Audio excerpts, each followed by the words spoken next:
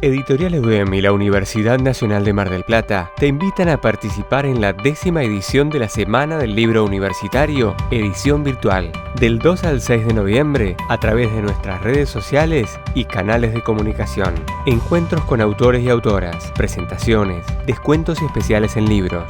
Organizan Editorial EUDEM y la Secretaría de Comunicación y Relaciones Públicas de la Universidad Nacional de Mar del Plata.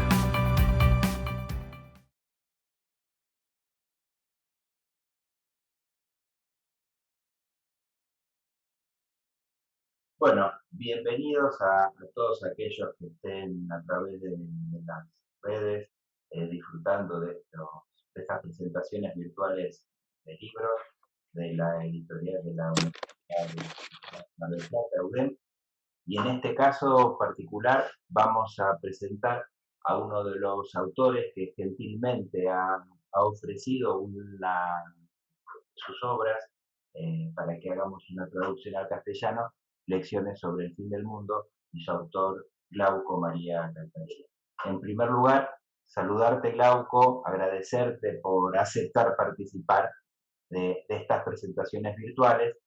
Y bueno, en primer término, preguntarte precisamente esto, de cómo se te ocurrió escribir un libro que si bien tiene un título que resulta premonitorio, cuando lo pensaste, no, el mundo no era el que tenemos. Así que bueno, ¿cómo presentás este libro, Lecciones sobre el fin del mundo, sin que la gente entienda que estás hablando del COVID-19? Bueno, bueno, espero que me oigan, que yo, no sé, primeramente, soy yo que os agradezco, a pesar que como ya dije algún día, me siento como el nuevo Garibaldi, el héroe de ambos mundos, porque un libro en Argentina, un libro, ¿qué es eso? Y nada, eso yo pensé, eso lo pensé como si fuera digamos, un testamento que yo iba a dejar. Este libro yo lo he escrito eh, según las lecciones que yo daba, las clases que yo daba eh, cuando yo tenía la enseñanza, ¿no? Mi enseñanza, más o menos, digamos. Las clases eran más complicadas, eran más largas, eran 100, no, 60 horas y sé que eran bastante difíciles porque una vez me dijo una estudiante que se decía que para ver dónde yo daba mis pruebas, era bastante seguir el filo de sangre en los pasillos, así que tenía esta fama, pero yo sé que era muy difícil. No, este libro se me ocurrió porque, posiblemente porque yo me había tocado con unos temas en los últimos años, o sea, Otón III y su papa y el imperio de principio del siglo, final del siglo X y principio del siglo XI. La, la, la dicha reforma gregoriana, que es algo que no sé, me parece, ahora estoy leyendo un libro sobre la negritud, ¿cómo se dice? La blackness en Estados Unidos. eh, la reforma gregoriana è un poquito como la blackness, o la blackness es como la reforma gregoriana. O sea, una llave que abre todas las puertas. Y no es así, pero es muy cómoda. Si la gente no quiere actualizarse, no quiere leer y menos quiere estudiar, como se ve, digamos, en unas historiografías europeas y eh, americanas, no la historiografía argentina, que siempre lo dije y sigo diciendo a todo el mundo, la historiografía argentina es una de las mejores del mundo. Y no lo digo porque estoy aquí ahora, simplemente porque tuve la suerte de conocerla, la historiografía argentina. Pero la reforma gregoriana es algo que si tú ves cosas ingleses o americanas o franceses, que es todo es gregoriano, todo, desde principios del siglo XI hasta finales del siglo XII. uno era un fanático, digamos, entre comillas, bueno, era gregoriano. Aunque uno era un talibán, era un gregoriano. Aunque fuera de 30 años antes de Gregorio VII o 60 años después de Gregorio VII. Ahora estoy preparando un seminario para la Universidad de Pisa que voy a dar en diciembre, si algo no pasa, claro, sobre Bruno de Segni. También he visto las últimas cosas que han salido hace unos 10 años, por lo que se puede, porque las bibliotecas, pues, sabes, siguen bastante cerradas. Y nada, Gregoriano, cuando el de Gregoriano no tenía nada. Porque simplemente no tenía nada, solo que era fanático. Era un fanático, intransigente, rigorista, no sé cómo expresarlo. Bueno, así que y la fin del mundo me salió porque después con la reforma, por el trámite de la reforma de mediados del siglo XI, de la reforma eclesiástica,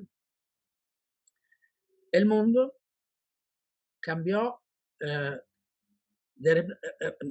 repentino, fue un cambio repentino, porque la reforma eclesiástica, por todos los enfrentamientos con que sube, y provocó muchísimos cambios esenciales. Por ejemplo, el desarrollo de las ciudades en Italia sería muy difícil. O sea, sí, tiene su historia, tiene su recorrido, tiene su trayectoria, pero sería muy difícil explicarlo bien si uno no pensara en todos los choques, en cómo se chocaron entre ellos los ciudadanos, que uno estaba con un obispo, digamos, papal, y otro con un obispo, digamos, imperial. Y por qué cuánto tuvieron que pactar e inventar para seguir viviendo en la ciudad. No sé si logro explicarme. Y me perdona, es que mi español, como te dije, es muy pobre ahora. Es mucho tiempo que no lo hablo. Y,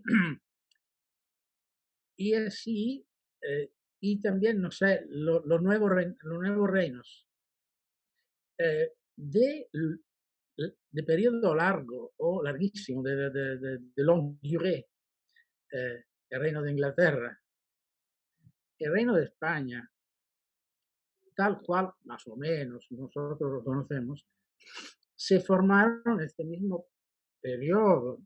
O sea, el siglo XI es un siglo que cuando termina, y bueno, y con el siglo XII la cosa se profundiza, el mundo que estaba antes no existía más. O sea, sí, existía. Claro, no es que pero simplemente la transformación fue enorme. Las transformaciones fueron enormes. Además, si piensas que, o cuando piensas que estoy aburriendo, me lo dices, por favor, porque No, no. cuando, si piensas que también la manera de pensar, de escribir y de pensar durante la dicha lucha para la investidura tuvo que sí, transformarse también porque se inventaron, disfrutando los instrumentos culturales que ya existían, de la antigua cultura clásica que nunca se había perdido, aún más era la cultura de los obispos, así que pero se puso en marcha toda la trayectoria, no sé cómo decir, digamos, del derecho romano y la utilización del derecho romano. Y el papado del siglo XII es un papado de derecho. De derecho, es un papado jurídico, jurídico. Y en esto, yo lo sé que eso puede no gustar, no lo he escrito en el libro, eh, pero digamos entre tú y yo podemos decir eso. Y quién sabe, Diego posiblemente, Diego sí, es cierto que sabe más. En esto salió el más parecido, más cercano del Islam sunita.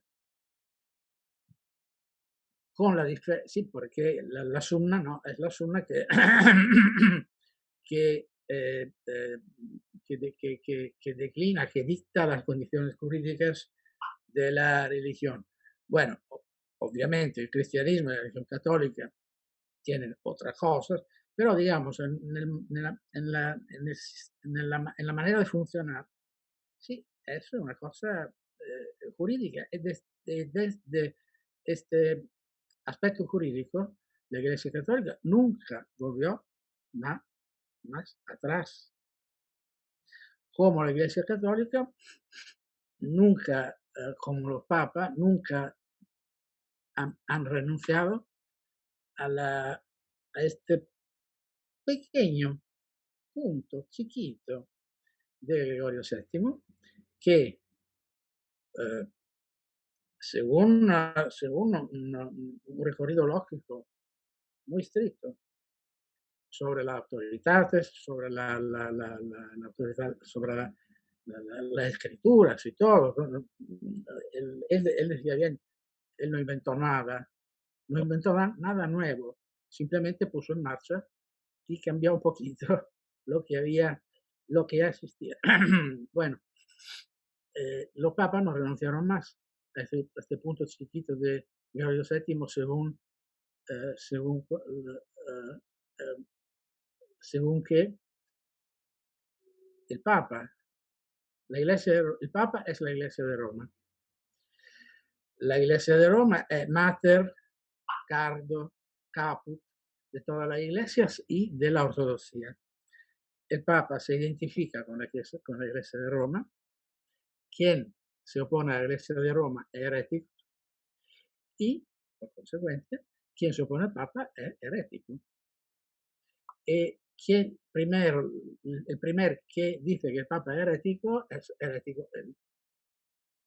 Fue así que uno de los papas menos conocidos, menos frecuentados por la historiografía, pero uno de los más fuertes, como Pascual II, logró callar la boca a Bruno de Segni y a todos sus opositores. Y si tú ves en nuestros días también, no hace falta, no es necesario que Roma diga, que Roma lo recuerde, porque simplemente está en los hechos. No sé si me explico. Bueno, más o menos la idea del libro es esta, que fueron siglos, sobre todo el siglo XI y el siglo XII, por la consecuencia, en que todo ha cambiado. Todo, pero todo. Sí, También la economía. Todo. el libro deja precisamente ver esa cuestión de un mundo que vos decías para la historiografía, que a veces solamente toma algunos aspectos. Evidentemente el libro lo que permite es ampliar esos contextos geográficos, políticos, ver que el mundo es más amplio, ancho que lo que a veces plantean algunas visiones tradicionales ancladas en Gregorio. Pero también el texto lo que muestra es que hay a veces cuestiones que dependen de una enfermedad, de un cambio de rumbo, de un invierno que resulta más o menos fuerte para que un legado no pueda llegar. Y lo que también, más allá de dar tu pulso como profesor, porque son tus lecciones, nos muestran un trabajo de investigación muy serio, muy arduo. Es decir, ¿cómo seleccionar los documentos? ¿Con qué criterio? ¿Cómo haces? Porque tenés que manejar una masa de documentación enorme. ¿Cómo no te ahogan los papeles? Porque no están, los papeles.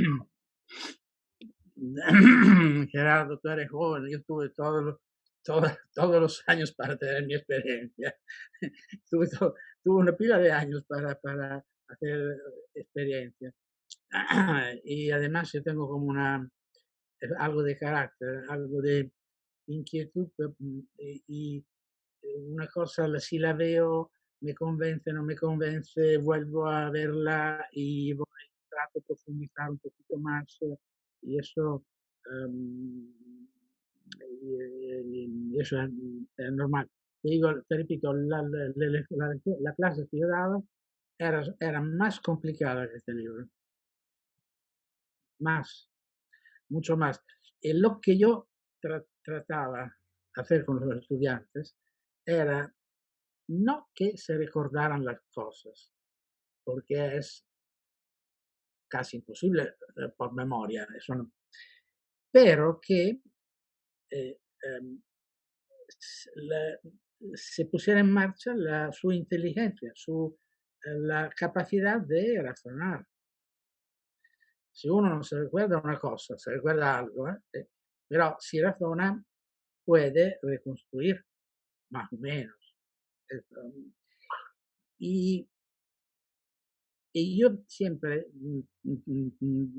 he dado clases en forma cronológica, porque, y más me pongo viejo, y más estoy convencido de eso, la, no sé cómo se llama en español, en italiano es storicismo, Sí, estoicismo, es la manera más eh, exacta de, si uno quiere estudiar trayectorias históricas, los grandes panoramas, los grandes modelos, sí, está bien, todo muy bien, pero uno debe saber, tiene que saber que si una cosa ocurre en 1125, una fecha sí, cualquiera, azarosa.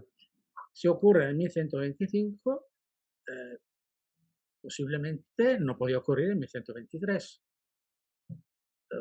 Una cosa que ocurrió en 2017, posiblemente en 2015 no podía ocurrir, porque son las cosas más banales. Al final, la actividad de un historiador es banal.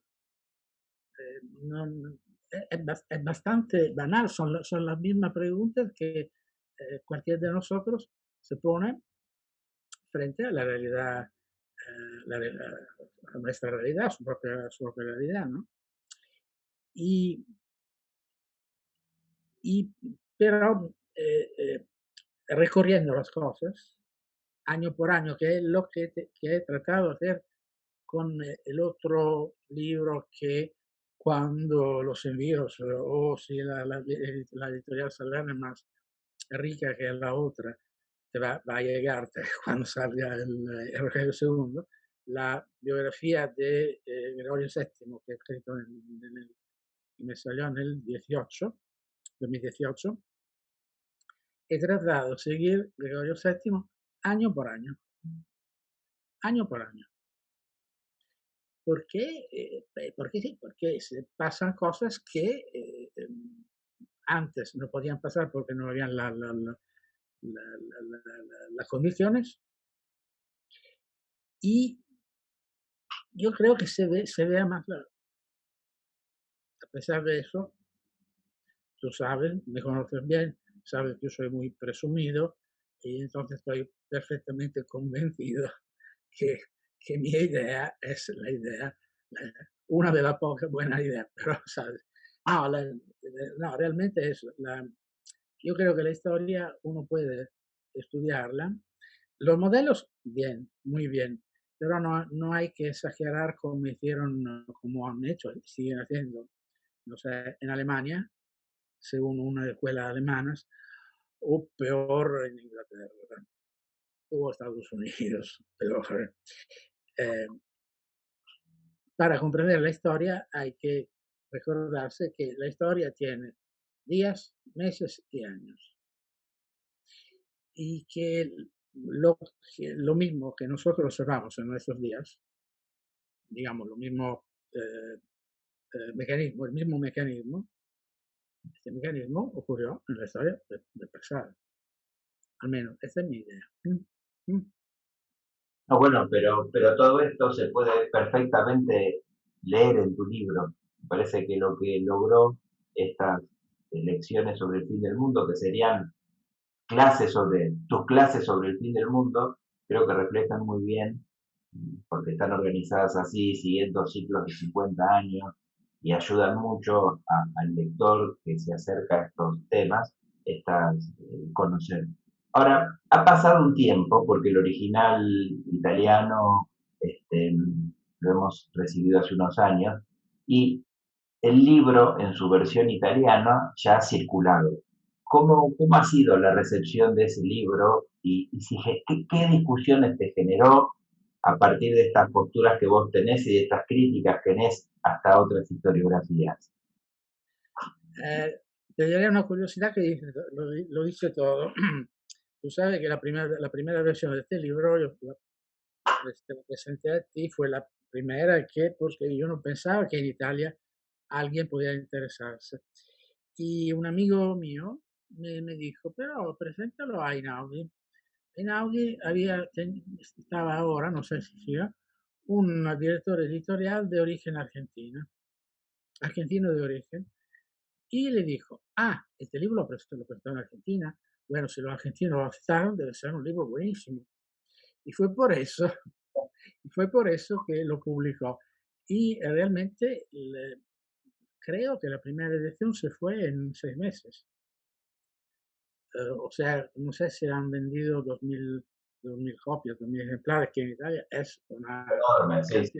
Es una cantidad que si uno no es Ken Follett o era Umberto Eco, se la publicaba.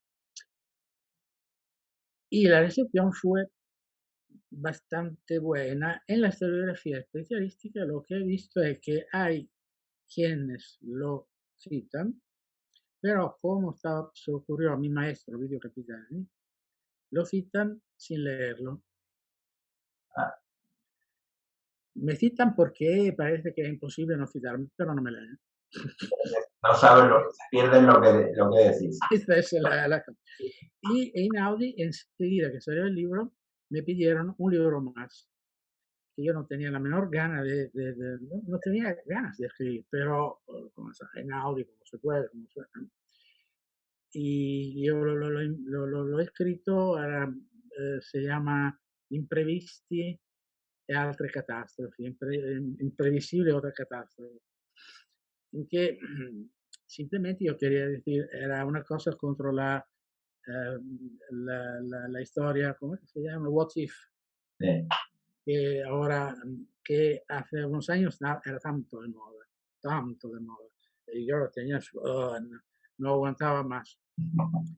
Entonces, era un libro en que yo dije, sí, eso ocurrió esto, esto, esto. No me digas qué habría ocurrido si Napoleón hubiese perdido la batalla de Waterloo, no habría ocurrido, hubiese ganado la batalla de Waterloo.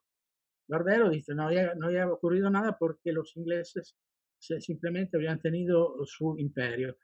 ¿Y quién te lo dice? Que era el último tentativo que hacían los ingleses de poner en marcha un ejército. ¿Quién te dice esto? Y así bueno, este libro parece que no gustó mucho a la editorial, si lo publicó, pero parece que no debe de haberle gustado mucho al final. También porque yo recuerdo haber tenido que discutir con la editorial porque yo había escrito a propósito de Federico II de Prusia, de algo que él decía sobre yo había escrito algo sobre la idea de la aristocracia, de la nobleza. Los nobles son nobles y para los nobles, si uno no es noble, no es nada, casi no es un hombre, o que tuve que discutir porque querían que yo lo borrara, eliminara este paso, porque podía ofender no sé a quién. Ah, Italia, eso también es. Italia, Italia es una maravilla. ¿Qué decía Otón de Frisinga, que era el abuelo de Federico Barbarossa? Italia, hortus deliciarum, pero lleno de que te pincha. Sí, sí. Italia, sí. Bueno, Argentina no hay que, al final somos, al final, ustedes somos mezclados, ¿no? Somos parientes. Bueno, para nosotros aquí en el proceso de hacer la traducción y la edición de tu libro, en el que han colaborado muchas personas, desde que vos nos dejaste el manuscrito, realmente fue un gusto hacer este trabajo y queríamos Fue, agradecerte. perdóname, esta persona fue, yo recuerdo cuando estaba traduciendo, esta persona fue excepcional, excepcional, porque además yo lo sé que me lo han dicho otros, que yo escribo en una forma, en un italiano, que no es difícil. Obviamente, tú lo sabes, no es un italiano difícil de lo italiano, no soy gongoresco, digamos. Pero trato de buscar la expresión que me parece más adecuada y cuando no la encuentro busco metáforas. Y eso entiendo que es difícil para traducirlo. La persona que tradució este libro, yo recuerdo cuando estábamos en contacto que él me mandaba traducciones, yo revisaba, fue excepcional y una paciencia infinita, Sí, infinita, la que persona conmigo, Lorena Manso, la persona que hicimos la traducción, y después también las correcciones, la supervisión que tuvo Nilda Guglielmi siempre atrás de este libro. ah, Así que bueno, nada, en nombre de todos ellos queríamos agradecerte y esperamos que el libro lo disfruten en la versión española, tanto como lo han disfrutado en la versión italiana. yo espero que este libro, primeramente, pueda gustar en Argentina, pueda ser útil para la clase, pueda ser útil para nuevas investigaciones. Una cosa importante que yo no dije, ay, y esta es mi máxima culpa, así, este libro yo pude escribirlo porque yo estaba al tanto y puedo seguir estando al tanto de las últimas investigaciones de un grupo de colegas y jóvenes, un team, Mm, con que hemos tenido, con que hemos inventado a principios de los años de este siglo, de 2000, una ¿cómo decirte? Un enlace muy fuerte, intercambiándonos las investigaciones, las hipótesis, discutiéndolas sin copiarnos, sí, respetándonos, y si no hubiese sido por ellos, muchas cosas en este libro, en mis otros libros, yo no podía escribirlas. Simplemente esto. Pude escribirlo porque yo estaba, digamos, al tanto al tanto de las últimas, de lo que hacían tus como colegas de forma muy nueva, novísima. sí, tú sabes, Francesco, la investigación de Francesco. Yo conociendo a Francesco, eh, Francesco, Enrico Vega, otra gente, Humberto Longo, toda esa gente que, bueno, tú lo verás cuando salga otro libro que va a salir ahora, no solo la biografía de Rogelio II, porque este 2020 es un año tremendo para la humanidad por el COVID y porque salen 3 libros míos que es, afortunadamente toca a muy poca gente, pero siempre un desastre para la humanidad. No solo la biografía de Rogelio II, con que entré, por ejemplo, en conexión con un joven investigador francés excelente, excelente, que, ¡guau! Eh, pero otro que va a salir con Carocci, y también yo pedí a Carocci de mandar una copia, a ver, sobre el monaquismo en los siglos, entre siglos XI y XII, siempre los mismos siglos, a que participaron bueno, yo tuve que hacer algo sobre Cluny porque parece que si hay Cluny parece que yo no puedo estar sin Cluny. Okay. Pero al menos me di cuenta de unos cuantos errores que yo había cometido en las precedentes investigaciones. Tengo que decir que cuando yo encuentro errores míos, lo digo, lo admito en lo que escribo, porque al final, o sea, normal, sería normal, al menos yo pienso que sería normal.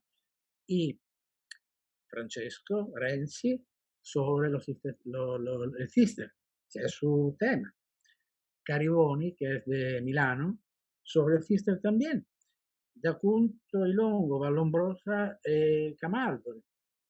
Veneziani, Montecassino.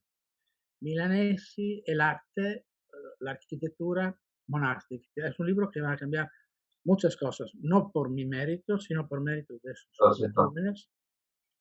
Y bueno, hasta yo pueda seguir en contacto con investigadores jóvenes que digan cosas que me parecen buenas, con que se pueda discutir, estando en el mismo nivel, no que yo soy el maestro inmediato, no. Yo, bueno, esa es mi experiencia, okay, digamos así. Bueno, entonces esperemos seguir disfrutando de tu encuentro con estos historiadores jóvenes y de tus obras y tu presencia ahora en las redes. Así que nada, un abrazo muy fuerte, te saludamos desde Mar del Plata, queríamos hacerte llegar este saludo y seguramente convocarte y ojalá podamos hacer la traducción de alguno de estos libros. Un abrazo muy fuerte de mi parte y mucha nostalgia a Mar del Plata y Argentina, que sé que no voy a ver más porque no puedo viajar más, tantas horas de avión no puedo hacer más, pero tengo a veces me entra una nostalgia de Buenos Aires que no te imaginas, algo de tango. Bien, la próxima, entonces, si no podemos viajar, nos vamos a disfrazar de bailarines de tango. Nos vamos a bueno, vamos a disfrutar, pero te dije eso es la peluca cuando después del último show. Bien, bueno. Fernando, muchas gracias, cuídense mucho, cuídate mucho. Igualmente, Graco, un abrazo, gracias.